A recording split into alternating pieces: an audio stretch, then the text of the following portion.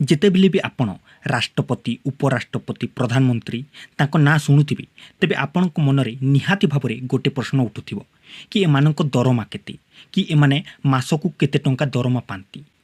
ଯଦି ଆପଣ ସେ ବିଷୟରେ ଜାଣିବା ପାଇଁ ଚାହୁଁଛନ୍ତି ତାହେଲେ ଆଜିର ଏହି ଭିଡ଼ିଓଟିକୁ ନିହାତି ଭାବରେ ଶେଷ ପର୍ଯ୍ୟନ୍ତ ଦେଖନ୍ତୁ।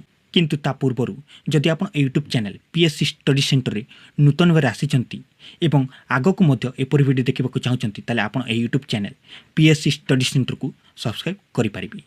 ତେବେ ଚାଲନ୍ତୁ ଆଜିର ଏହି ଭିଡ଼ିଓଟିକୁ ଆରମ୍ଭ କରିବା। ତେବେ ଆଜିର ପ୍ରଥମ ପ୍ରଶ୍ନ ହେଉଛି ରାଷ୍ଟ୍ରପତିଙ୍କ ଦରମା କେତେ। ତେବେ ଏଠାରେ ଅପସନ୍ ରହିଛି 1 ଲକ୍ଷ, 2 ଲକ୍ଷ, 3 ଲକ୍ଷ, 5 ଲକ୍ଷ। ତେବେ ଏହାର ସଠିକ୍ ଉତ୍ତର ହେଉଛି 5 ଲକ୍ଷ। ଭାରତର ଯେଉଁ ରାଷ୍ଟ୍ରପତି ରହିଥାନ୍ତି ସେ ମାସକୁ 5 ଲକ୍ଷ ଟଙ୍କା ଦରମା ପାଆନ୍ତି। ଅନ୍ୟ ପ୍ରଶ୍ନ ହେଉଛି ଉପରାଷ୍ଟ୍ରପତିଙ୍କ ଦରମା କେତେ ବା ଭାରତରେ ଯେଉଁ ଉପରାଷ୍ଟ୍ରପତି ରହିଥାନ୍ତି ତାଙ୍କ ଦରମା କେତେ। ତେବେ ଏଠାରେ ଅପସନ୍ ରହିଛି 1 ଲକ୍ଷ, 2 ଲକ୍ଷ, 3 ଲକ୍ଷ, 4 ଲକ୍ଷ।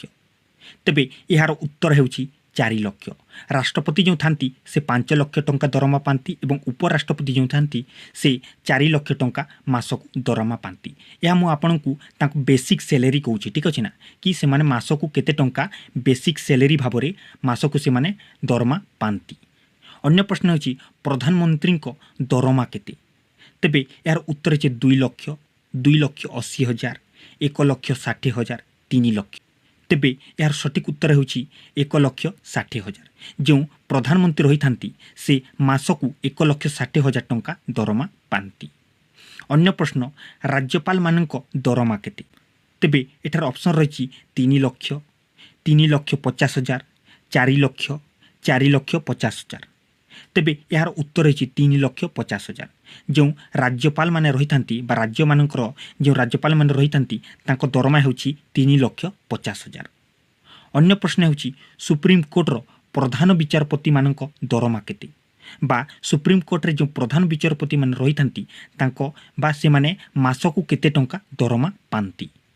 ତେବେ ଏଠାରେ ଅପସନ୍ ରହିଛି 2 ଲକ୍ଷ, 2 ଲକ୍ଷ 80 ହଜାର, 3 ଲକ୍ଷ, 4 ଲକ୍ଷ। ତେବେ ଏହାର ଉତ୍ତର ହେଉଛି 2 ଲକ୍ଷ 80 ହଜାର ବା ସୁପ୍ରିମକୋର୍ଟର ଯେଉଁ ପ୍ରଧାନ ବିଚାରପତି ପ୍ରଧାନ ବିଚାରପତିମାନେ ଯେଉଁ ରହିଥାନ୍ତି ସେମାନେ ମାସକୁ 2 ଲକ୍ଷ 80 ହଜାର ଟଙ୍କା ବେସିକ୍ ସ୍ୟାଲେରୀ ପାଆନ୍ତି। ଅନ୍ୟ ପ୍ରଶ୍ନ ହେଉଛି ସୁପ୍ରିମକୋର୍ଟର ବିଚାରପତିମାନଙ୍କ ଦରମା କେତେ। ତେବେ ଆପଣ ତ ଦେଖିଲେ କି ସୁପ୍ରିମକୋର୍ଟର ପ୍ରଧାନ ବିଚାରପତିମାନଙ୍କ ଦରମା ହେଉଛି 2 ଲକ୍ଷ 80 ହଜାର। ତେବେ ସୁପ୍ରିମକୋର୍ଟର ଅନ୍ୟ ବିଚାରପତିମାନଙ୍କ ଦରମା କେତେ। ତେବେ ଏଠାରେ ଅପସନ୍ ରହିଛି 2 ଲକ୍ଷ, 2 ଲକ୍ଷ 50 ହଜାର, 2 ଲକ୍ଷ 80 ହଜାର, 3 ଲକ୍ଷ। ତେବେ ଏହାର ସଠିକ୍ ଉତ୍ତର ହେଉଛି 2 ଲକ୍ଷ 50 ହଜାର।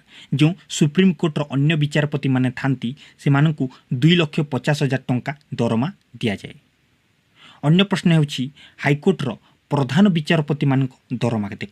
ହାଇକୋର୍ଟର ପ୍ରଧାନ ବିଚାରପତିମାନଙ୍କ ଦରମା କେତେ। ତେବେ ଏଠାରେ ଅପସନ୍ ରହିଛି 1 ଲକ୍ଷ 60 ହଜାର, 2 ଲକ୍ଷ, 2 ଲକ୍ଷ 50 ହଜାର ଏବଂ 3 ଲକ୍ଷ।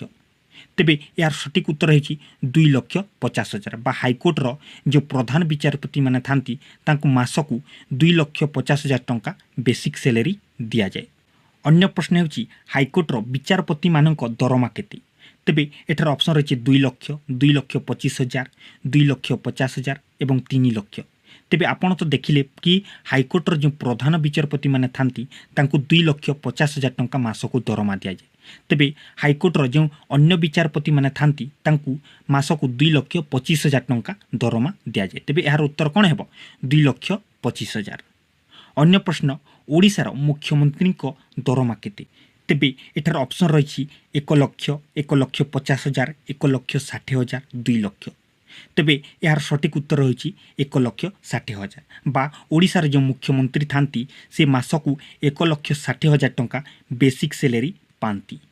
ତେବେ ଆଜିର ଯେଉଁ ଅନ୍ତିମ ପ୍ରଶ୍ନ ରହିଛି ଏହା ଆପଣଙ୍କ ପାଇଁ ଅଟେ କି ଓଡ଼ିଶାର ଦୀର୍ଘତମ ମୁଖ୍ୟମନ୍ତ୍ରୀ କିଏ ଅଟନ୍ତି। ଏହା ଆପଣ ବା ଏହାର ଉତ୍ତର ଆପଣ କମେଣ୍ଟ ଲେଖି ଜଣାଇବେ। ତେବେ ଏଠାରେ ଅପସନ୍ ଦିଆଯାଇଛି ହେମାନନ୍ଦ ବିଶ୍ୱାଳ, ବିଜୁ ପଟ୍ଟନାୟକ, ନବୀନ ପଟ୍ଟନାୟକ, ଜାନକୀ ବଲ୍ଲଭ ପଟ୍ଟନାୟକ। ତେବେ ଏମାନଙ୍କ ମଧ୍ୟରୁ ସଠିକ୍ ଉତ୍ତର କେଉଁଟି ଏହା ଆପଣ କମେଣ୍ଟ ଲେଖି ଜଣାନ୍ତୁ କି ଓଡ଼ିଶାର ଦୀର୍ଘତମ ମୁଖ୍ୟମନ୍ତ୍ରୀ କିଏ ଅଟନ୍ତି। ଠିକ୍ ଅଛି ନା। ତେବେ ଆଜିର ଭିଡ଼ିଓଟିକୁ ଏଇଠି ରଖୁଛି ଏବଂ ଆଜିର ଭିଡ଼ିଓଟି ଆପଣଙ୍କୁ କେମିତି ଲାଗିଲା କମେଣ୍ଟ ଲେଖି ନିଶ୍ଚୟ ଜଣାନ୍ତୁ। ଏବଂ ଯଦି ଆପଣ ଏ ଚ୍ୟାନେଲଟିରେ ନୂତନରେ ଆସିଛନ୍ତି ଏବଂ ଆଗକୁ ମଧ୍ୟ ଏପରି ଭିଡ଼ିଓ ଦେଖିବାକୁ ଚାହୁଁଛନ୍ତି ତାହେଲେ ଆପଣ ନିହାତି ଭାବରେ ଏହି ୟୁଟ୍ୟୁବ୍ ଚ୍ୟାନେଲ ପିଏସ୍ସି ଷ୍ଟଡି ସେଣ୍ଟରକୁ ସବସ୍କ୍ରାଇବ୍ କରିନିଅନ୍ତୁ।